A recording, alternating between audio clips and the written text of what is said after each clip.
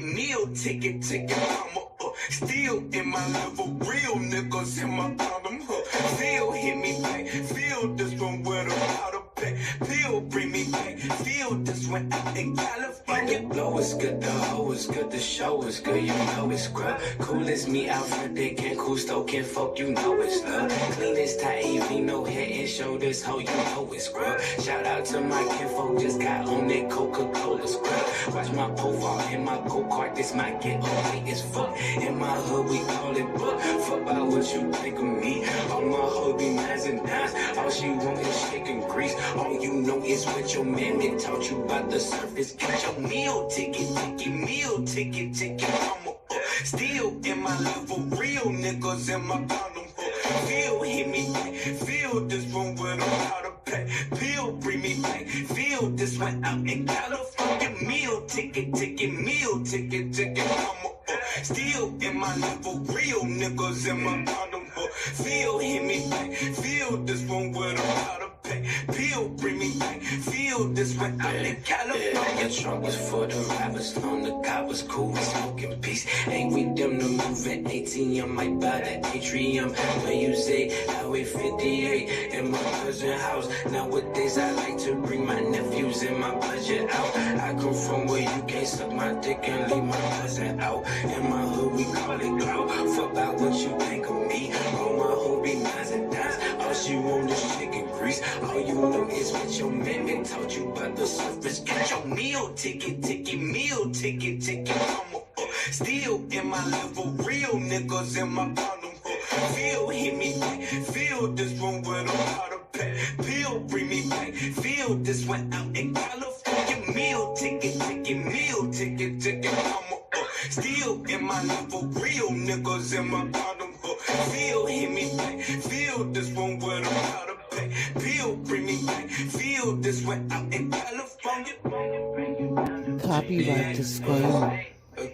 Under Section 107 of the Copyright Act of 1976, allowances made for fair use for purpose such as criticism, comment, news reporting, teaching, scholarship, and research. Fair use is a use permitted by copyright statutes that might otherwise be infringing. Non-profit, educational, or personal use tips in the balance of the favor of fair use. Furthermore, I give credit to the original copyright owner. I don't own the rights, or no infringement is intended to the material that has been added to this original content. Hello, my loves. Emotionally depleted and insecure. Why are we talking about this? I think it's an important subject to touch on. I want all of you,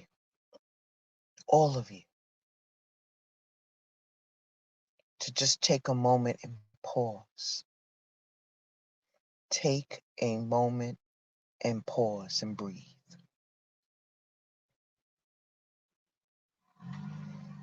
We all have had our fair share of emotional depletion. We just had enough.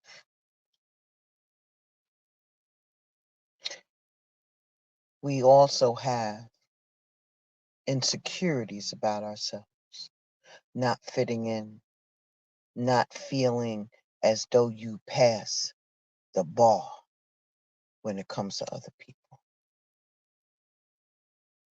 Here's what I know. It does not matter what anybody else thinks about you. But what does matter is how you perceive who you are. Take a pause. Take a pause and just breathe that in.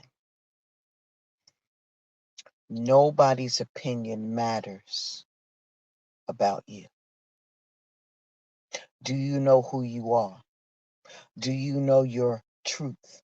Do you feel that you have to defend yourself every time to show and prove who you are to other people? No, no. That feeds into insecurity. It does. Not being secure in who you are. While I go through this lesson this morning, I want you to breathe because I'm going to touch on some things that may trigger you. And if it makes you feel uncomfortable, then my goal was met. Ashe? Ashe. So let's get into, we can go a couple of ways with this. How about we get into the emotional part, being emotionally wounded. I think it's fair enough to say that being emotionally wounded or being emotionally depleted leads to insecurity. But they definitely both work in tandem. See, feel, and imagine a massive iceberg floating in the Arctic's cold waters. And I mean big. Maybe 10 or 20 stories high. Close your eyes and imagine it. And as it bobs along through the ocean with seals and fish and maybe even mermaids, if you believe in that, steering clear of its path, only a small fraction of its beauty is visible above the surface. Yet beneath the waterline lies a vast and intricate world of ice hidden from the naked eye. In similarity, there are people all around us who navigate their own sea of emotions, showing only a portion of their emotions while hiding the immense depth beneath. So why do you keep your emotional icebergs hidden? Is it fear? Or wish to appear strong and resilient, or past experience that taught you to be cautious? If you look close enough, these people tend to leave behind subtle signals. And it's up to us to find them.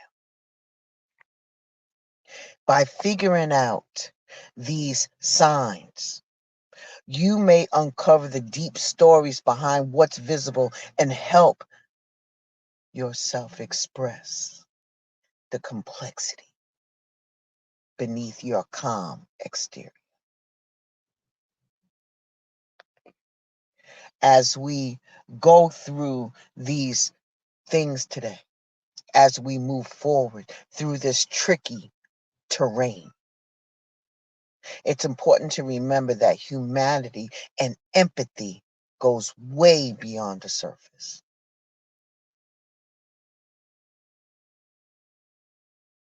Your slip is showing. We know that you are emotionally depleted.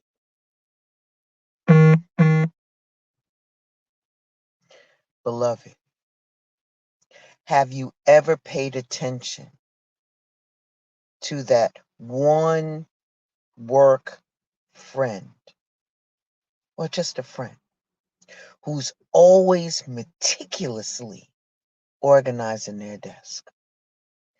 Or somebody in your family who can't resist checking their phone every 2 minutes? Ever wonder why you can't resist counting the steps every time you climb a staircase, or why you need to sanitize your hands even after the slightest touch? We all have different little oddities about us, but when these behaviors become compulsive, it might be more than a personality trait. It could be subtle hint towards there being a deeper emotional wound. Ashe, Ashe. Compulsive behavior often act as a security blanket, shielding you from the discomfort of unresolved emotions. You ain't checked that yet. You ain't healed from that yet. But are you working on it? It is way, way more than being super clean or being precision oriented, a perfectionist. It's an attempt to gain control over the chaos that is turning around inside of you. These compulsions serve as a distraction, a way to redirect attention from painful memories or unresolved issues. Beloved, the next time you observe yourself doing something compulsive, pause and think. What battles are you fighting on the inside? What emotional wounds are you concealing behind the facade of repetitive actions? Understanding these little tiny signs can be a window into the world of repressed trauma or emotional wounds. Are you still with me? Am I triggering you yet? Am I triggering you? I'm holding up a mirror in front of your face. The only person that counts here is you. Your slip is showing. We see you. I see you. You see yourself. You may see this in other people, but the point of the matter is that you are seen. Let's talk about that repressed trauma and how it creeps into your life in the sneakiest of ways. Imagine it as that unwanted guest who overstays their welcome. It lingers, it pops up uninvited and disrupts the party, baby. And it's not welcomed at all. Now, your mind, being the resilient and sometimes sneaky things it is, tries to shield you from this. It tucks those painful memories into a mental attic, hoping that you'll forget all about them. But guess what? They don't disappear. Nope. Flashbacks and intrusive memories can be those triggers. It's kind of like your mind was a way of saying, hey, you're going to have to man up and deal with this shit. Trauma often burrows itself into our senses like a tick, creating a whole range of associations, including smells and even touch.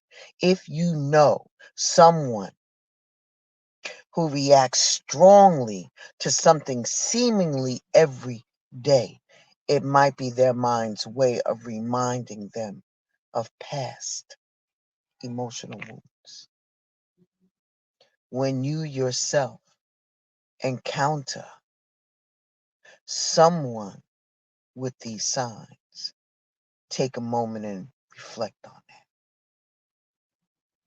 Maybe they're beyond being guarded or distant. Perhaps they are wrestling with the major issues from their past. Be an empathetic listener. Be the understanding friend. Be the confidant who doesn't pry, but is always there when they decide to share. Ashe.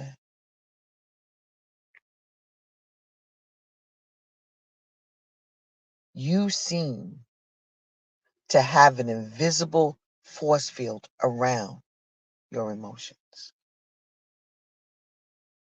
You're charming, you're social butterfly, and you always are up for a good time. But yet, when conversations go into a personal territory, it's like hitting a wall.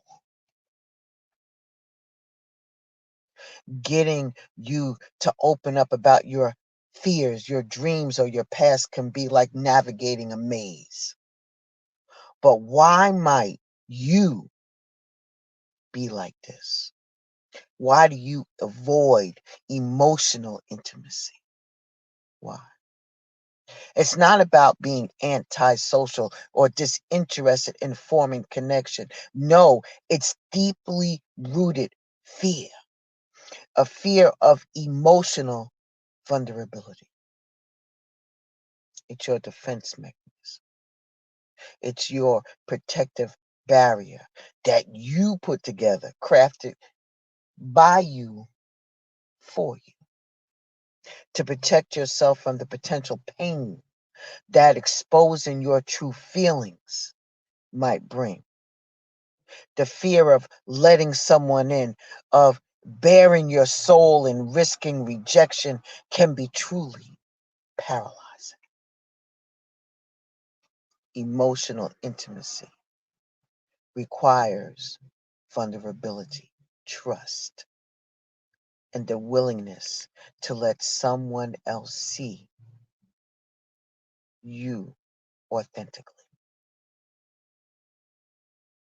For those with a history of trauma or emotional wounds, every step towards openness may trigger memories of the past pain, making it easier to retreat into maintaining a distance.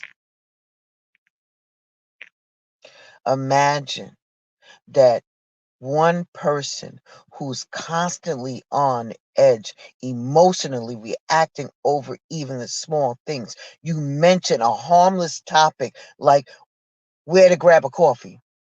Can you tell me where the coffee is? And suddenly it's like you touched a raw nerve, like their reserved nerve, man. And like, yo, what's up? What's good? Why you tripping?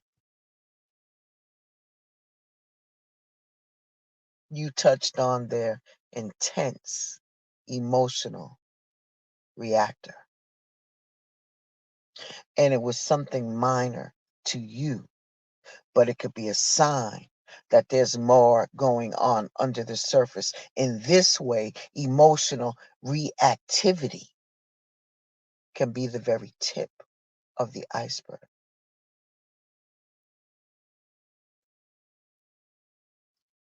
This is about unexplored emotional wounds. the soul that might have had a childhood emotional turmoil is constant criticism, is unpredictable.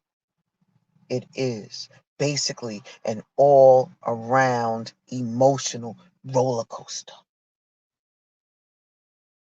And now you go fast forward and now you're an adult. And any suggestion of change triggers a defense mechanism built from years of being emotionally threatened. So the next time you react like changing the TV channel is equivalent to war, you need to pause for a second and check yourself. Because behind the outwardly emotional display, there you are, lugging around your weight of the past wounds, understanding that emotional reactivity is a symptom of deeper issues, is a chance to build empathy and open the door for healing conversations.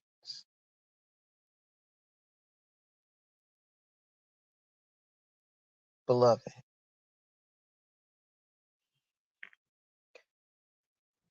some people find it tough to bask in the glory of their achievements. It's not that they are not humbled or modest, it goes deeper than that. It's the inability to properly bathe in success that is a subtle sign that you are carrying some emotional wounds around, and the very kind that makes you hesitant to enjoy the sweetness of your own victory. You might associate it with vulnerability that comes with being in the limelight. You don't like that shit. You're like, don't put no picture on me. Don't take no picture of me. You bob and weave that shit. Don't mention my name. I'm just here to help. Could it be that you're afraid of the expectations that come with being on top? Or do you worry that they'll all crumble under the pressure? Plus, realize that it's a total paradox because you crave to have success, but you struggle to embrace it when it comes. It's a win-lose situation, babe. I'm going to pause right here. I know that I have been triggering you. Let's pause. Let's just pause. Take a deep breath. Just close your eyes. Are you triggered yet? Are you triggered yet? Are you ready to make a change in your life? Are you ready? Now, let's deep dive into the insecurity part. The insecurity. We all have things about ourselves that we would love to change. Maybe it's our nose, our weight, the color of our eyes. But when these worries start to rule our lives, that's when the trouble begins. Some folks can't help but constantly fret over the way they look, the way they act, what people think about them.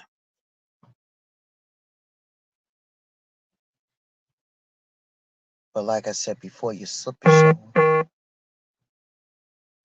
There are certain signs or signatures that you give off that you're insecure. So let's talk about it. When it comes to the insecurities that we encounter, sometimes it's about our appearance. It can also lead to you always checking in your reflection, always looking in the mirror, looking at yourself. And it's not about being vain, but rather a way of ensuring that your appearance is acceptable as possible. It's like a constant need for reassurance that you look just fine, that you come across the way that people perceive that you should be. You're always looking in the mirror, whether it's the mirror or looking at it. When you pass a mirror, you can't help but check yourself in your reflection.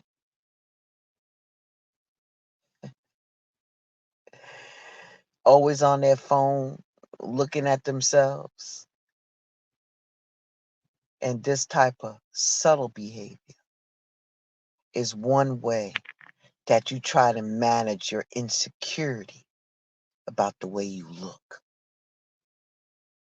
It's like a silent conversation you're having with yourself, making sure that everything is in order before you face the world.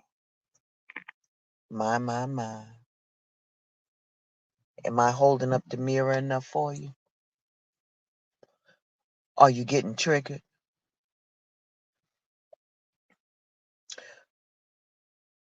Your insecurity about your appearance often points out that you have perceived flaws to other people. There it is. Ding dong. It's about other people. It ain't even about you.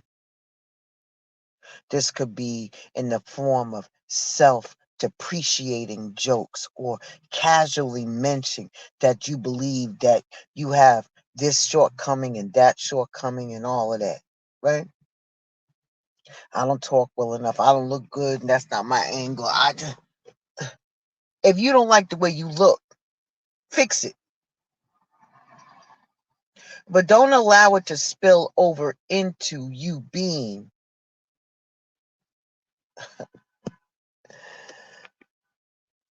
don't allow it to spill over into your spirit, making you feel less than.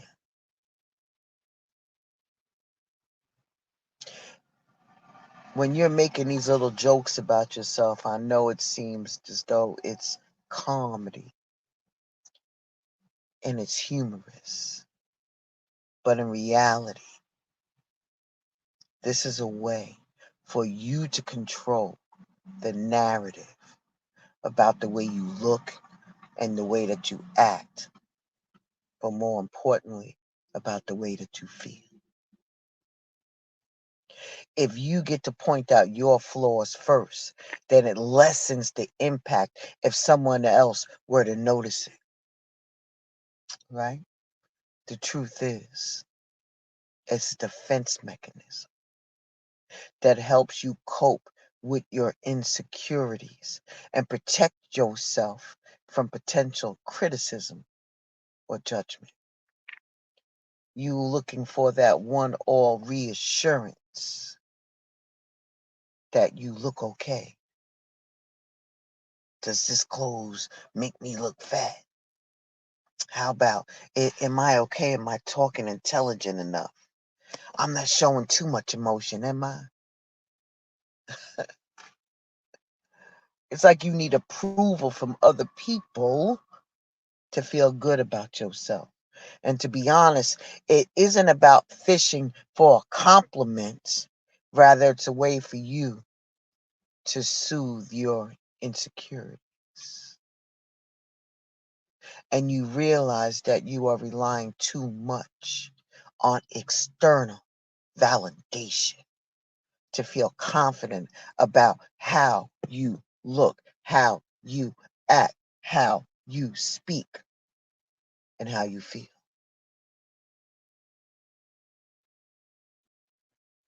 It's about boosting your own self-esteem and learning how to embrace your uniqueness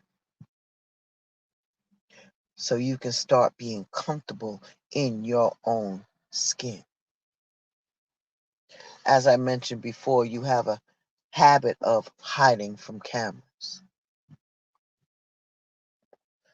You don't like to be photographed. You don't want nobody to take your picture. It's a disorder of fear, baby.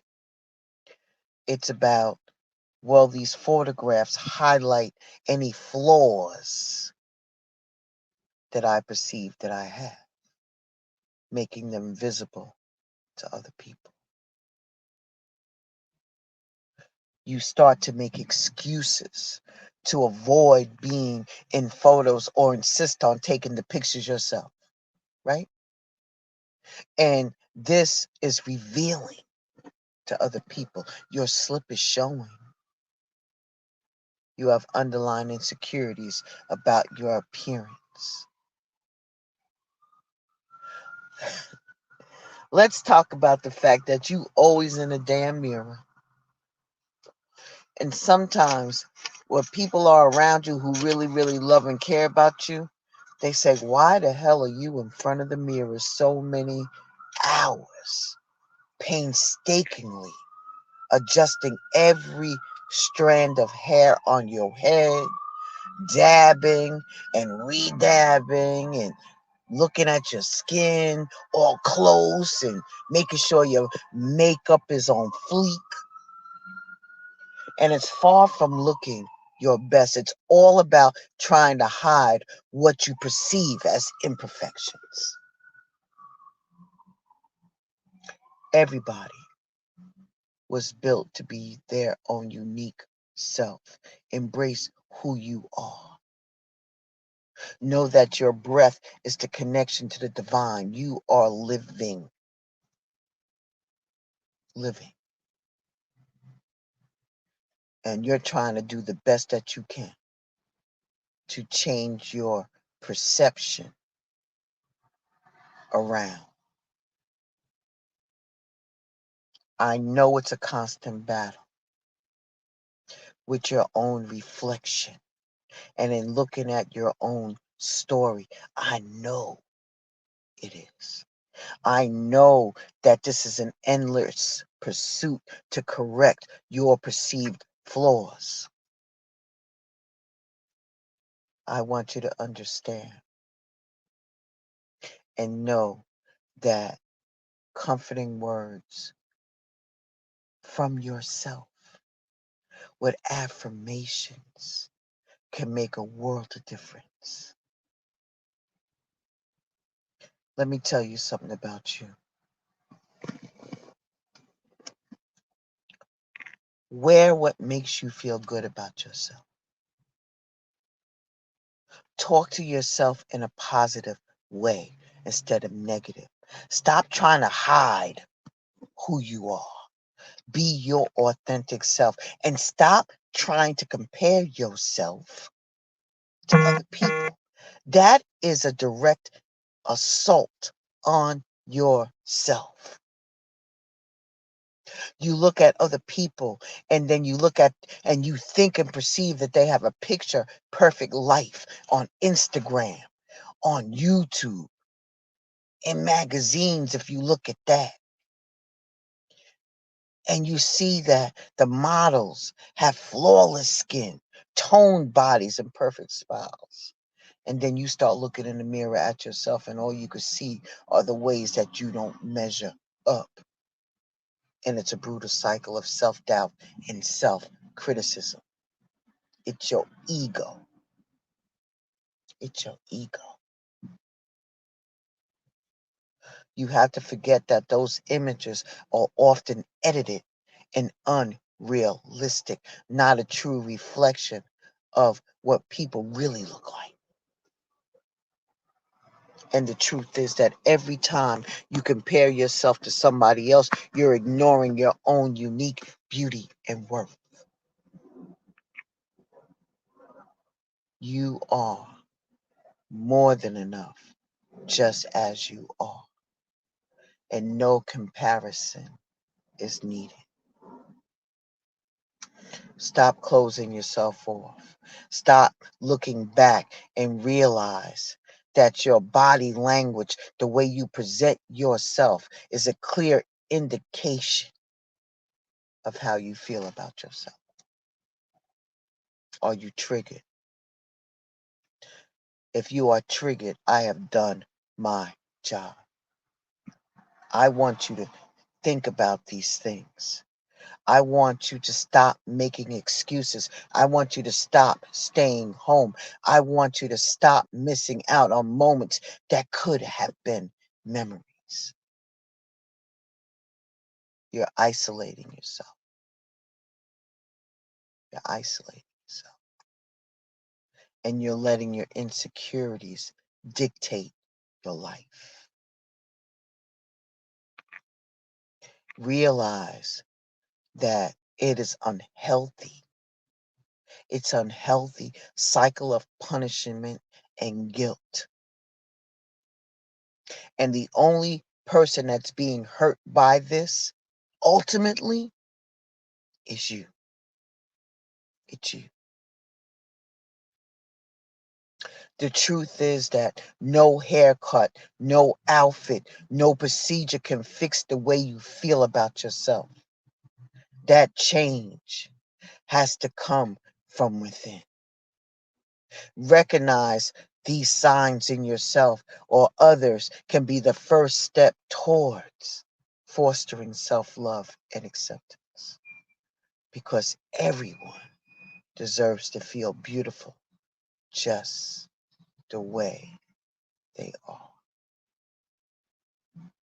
I hope I was able to shed some light on that. I wasn't here to beat you up, but I sure wanted to trigger you. I sure wanted to trigger you. I need you to get out of the illusion and stop hurting yourself, and then start helping yourself. Use the current energy not to dissuade you, but to propel you into your greatness. Ashe, Ashe.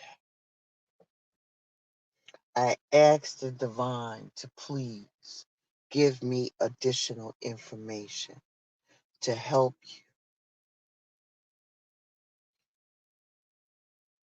You are in a place of a new beginning where you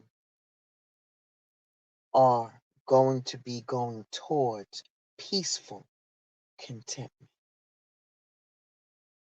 You have a strong emphasis on your family lineage with the focus toward knowing that your children's futures are secure and that there'll be money for retirement that has been set aside.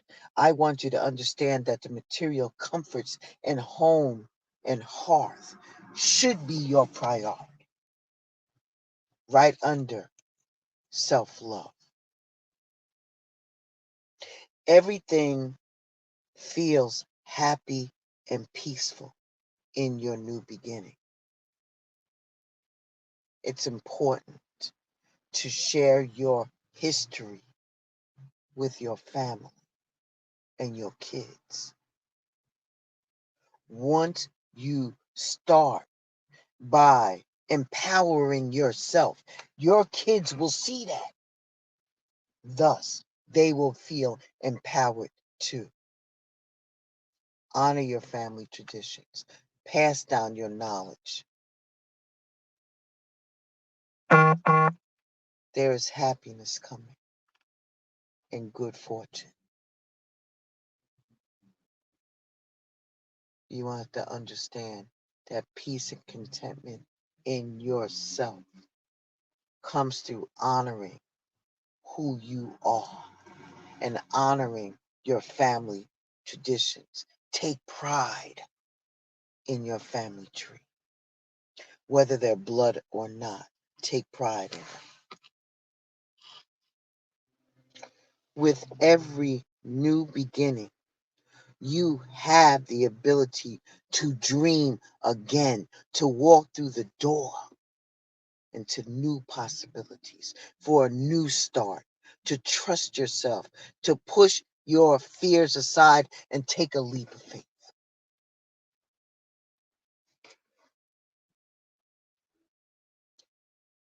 The archangels are watching over you. They're watching over you because you are worthy and you are very sensitive,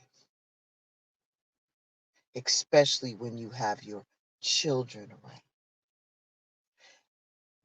Metatron is watching over you as you step through the doorway into your next life. Where you begin is up to you. How you begin is up to you. The energy requires that you believe in yourself and that you believe in the divine's love for you and its desire that you find joy and happiness. It asks that you let go of anything that might hold you back from your life purpose or following your passion. If you do that, nothing can get in your way.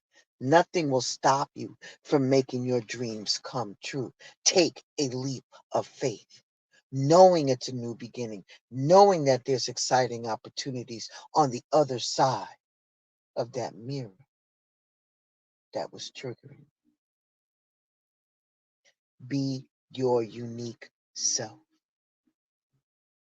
There's always a new adventure ready to begin. And finally, before I let you go, this is a time to release. Endings are happening that will lead to this new beginning for you. The need to release situations and people that hold you back. This is your spiritual transformation knocking on the door. After going through the awakening experience that you are currently going through,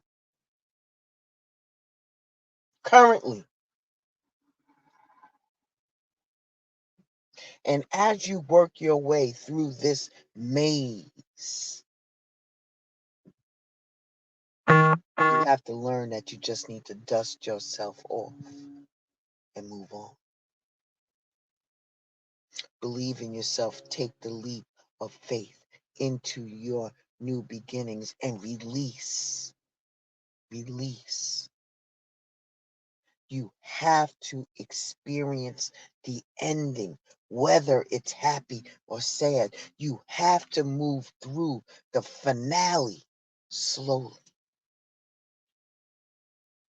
And perhaps with the help of friends, family, or your spiritual practice. There's much to learn and much growth to be had, and you won't want to lose those opportunities. Whatever the situation, beloved, remember that the divine adores you just for who you are, flaws and all. And it's in both new beginnings and inevitable endings that you are led closer to joy in your life if you just have the faith. And that is it, and that's all. Face your fears, move forward. Freedom is there for you if you dare to change. Your transformation is here, and I need you to revel in your spiritual evolution. I want to thank you for stopping by Blended Healing. I know it was a lot. I know I triggered you. I know I got you all puffed up, but there was a reason why. Because you needed to get that in your spirit so you can go with the ebb and flow of change. There is nobody better than you.